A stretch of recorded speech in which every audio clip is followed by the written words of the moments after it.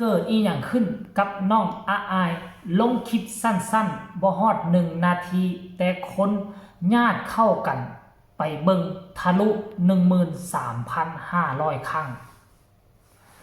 ทักทายสวัสดี FC แฟนคลับทุกท่านที่เคารพและนับถือโดยเฉพาะ FC น้องอาอายสกุลณพรลูกสาวของนกพงศกรแห่งเสียงวิหกมาพบมาพ่อกันเอาสะดึกเอาสะเดินเพราะวังกี้นี่เจบอลาวหาก็ไปดังไฟฟิ่งอยู่ที่หน้าบ้านและหาก็กลับเข้ามาเบิ่งโทรศัพท์มือถือเคลียร์ไปเคลียร์มา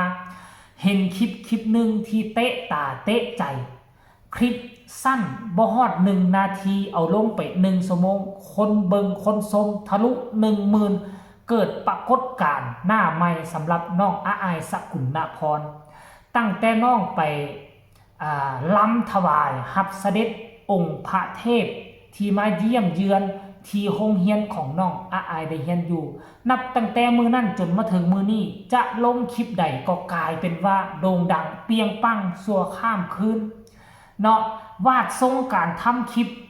นางใจย่างอกแล้วก็ประกอบใส่กับเพลงอกหัก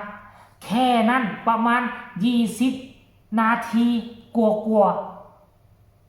แต่ได้รับความสนอกสนใจมันอยู่ม่องทีว่า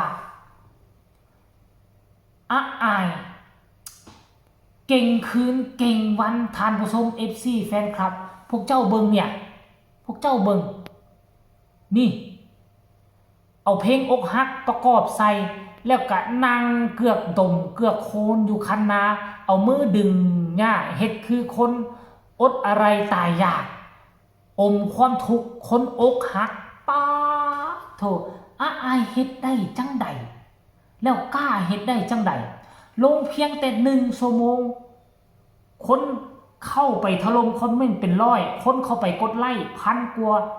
คนกดแชร์เกือบ50 ครั้งที่สำคัญยอดวิวปัจจุบันนี้ 13,500 บางครั้งบางทีตอนเจบอลาวเฮ็ดคลิปเฮ็ดข่าวอยู่มันอาจจะทะลุ 40,000 ไปก็เป็นได้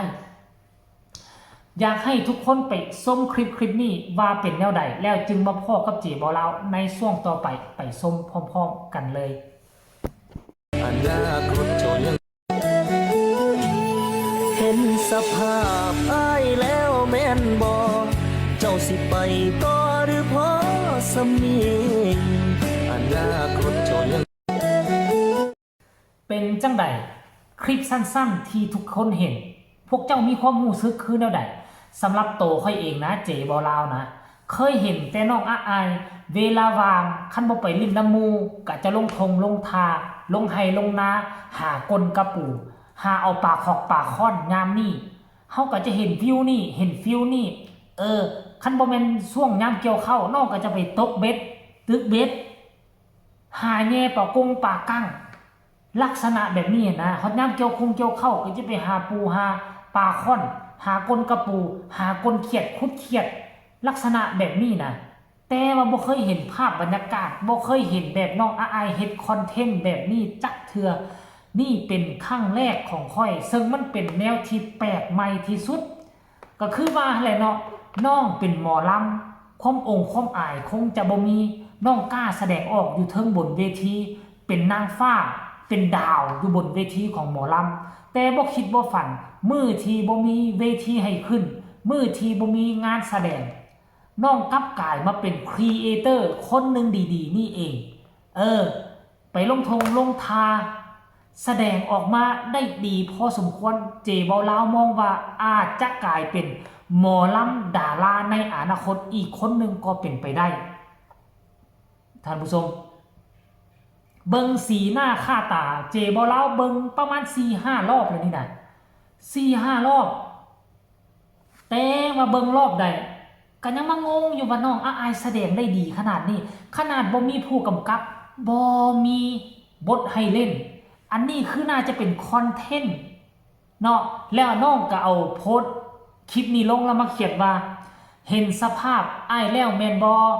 ตรงกับเนื้อเพลงหนึ่งหรือว่าน้องอาอายกำลังอยู่ในช่วงอกหักให้ผู้บ่าวนั่งผู้บ่าวไผจะคนหนึ่งหรือบ่ทันผู้ชม FC แฟนคลับ เดี๋ยวเจเบาเล่าจะเข้าไปสอดส่องคอมเมนต์มึงดูว่าคอมเมนต์ FC แฟนคลับคิดแนวใดต่อวิดีโอนี้ของน้องอาอายเป็นอย่างลงไปเพียงแต่ชั่วโมงเดียวยอดเบิงจึงทะลุ 10,000 กว่าวิวไปแล้วมาคอมเมนต์แรกมาเลยบัดเนี่ยมาคือแท้ลูกว่าสั้นอันนี้พอฮักอยู่กลุ่มบ้านฮักบ่น้อยอาอายเด้อคือแท้ลูกคือแท้คนรอบอกแค่เนาะลูกว่าซันเดไปหยังว่าซันอันนี้แต้วไปหยังว่าซันเดมาเฮ็ดคือแท้เดว่าซันคนรอเป็นหยังน้อว่าซันเด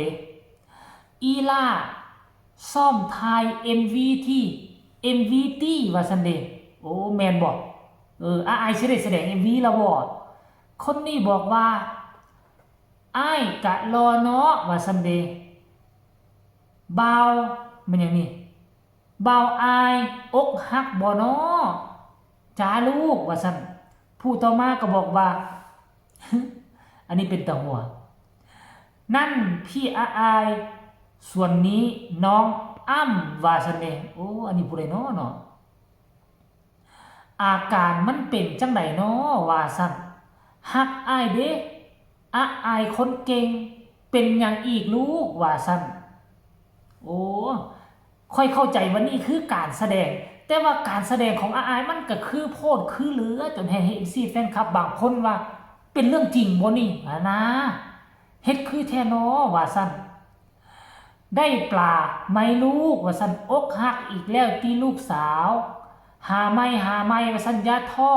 อายสะยางว่าซั่นเด้ท่านผู้ชมMCแฟนคลับคอมเมนต์สุดท้ายถ้าเป็นขนาดนี้ก็กลับมาโลดก็ไม่ได้จะมีดีอะไรมากมายถ้าอยากได้เลิศเดินหน้าหาคนใหม่เลยจ้าป้า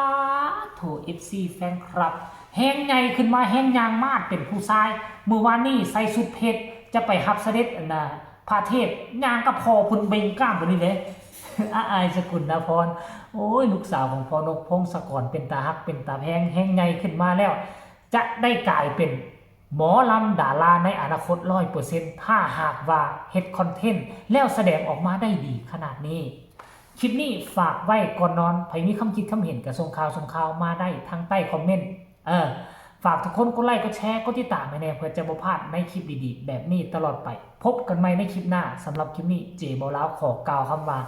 สบายดี